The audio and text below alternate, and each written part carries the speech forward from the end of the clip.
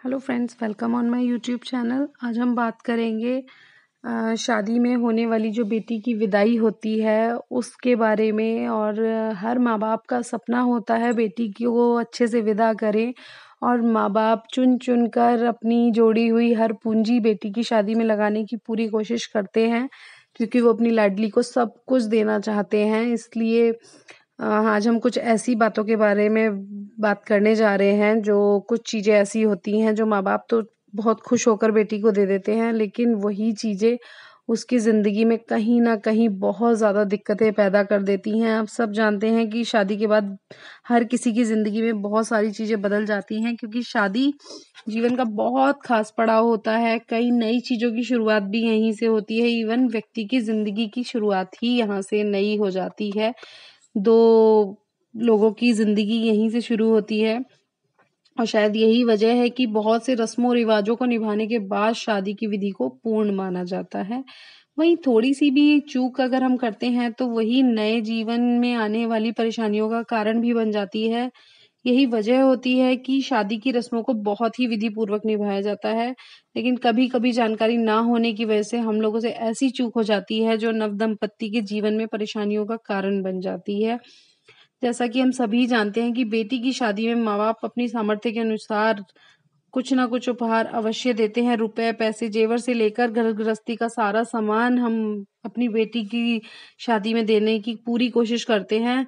लेकिन हम उपहार में कई बार कुछ ऐसी चीज़ें दे बैठते हैं जिनके बारे में कहा जाता है कि बेटी की विदाई के समय कभी नहीं देनी चाहिए, वरना इससे आर्थिक समस्याओं का बहुत ज़्यादा सामना करना पड़ता है।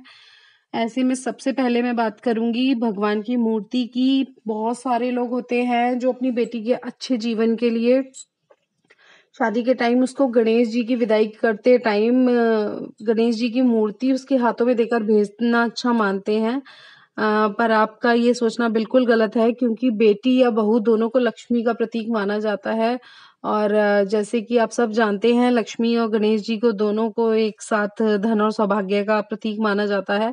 ऐसे में जब बेटी विदा होती है तो लक्ष्मी तो आपकी जा ही रही होती है, साथ में आप गणेश जी को भी विदा कर देते हैं, तो आपके घर से सारी सुख समृद्धि, सब संपन्नता बेटी के साथ ही चली जाती है। आप आर्थिक रूप से बहुत ज़्यादा परेशान हो जाते हैं, और इसके अलावा भी बहुत छोटी-छोटी चीज़ें हैं जो शायद बेटी मायके में आके ले जाए, वो भी नहीं देनी चाहिए। वो चीज़ें भी बहुत ज़्यादा गलत होती हैं।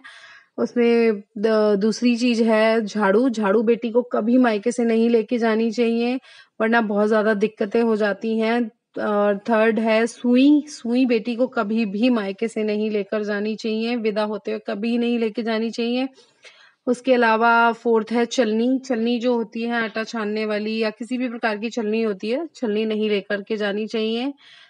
मायके से मतलब कभी खरीदनी ही नहीं चाहिए। और फिफ्थ आता है अचार। अचार बेटी को कभी भी नहीं देना चाहिए, चाहे वो मीठा हो चाहे वो खट्टा हो, बट अचार आप कभी भी बेटी को देकर विदा नहीं करेंगे। उससे क्या होगा कि आपके 2 परिवारों के बीच में जो मधुर संबंध बने होते हैं वो उसमें खटास आने लगती है धीरे-धीरे, और बेटी को बहुत ज़्यादा परेशानियों का सामना करना पड़ता है, क्योंकि उसके रिश्ते धीरे-धीरे खट्टे होने लग जाते हैं। इवन बेटी को ही नहीं, अचार किसी को भी हमें नहीं देना चाहिए। अचार देने से खटास आती है। तीखी, खट्टी और नोकदार, नुकीली, लोहा, ये सब हमें बेटी की विदाई में कभी नहीं देना चाहिए। आप उसकी सुख समृद्धि के लिए कुछ देना चाहते हैं तो आप हल्दी की गाँठें दें, वो बेस्ट होता है।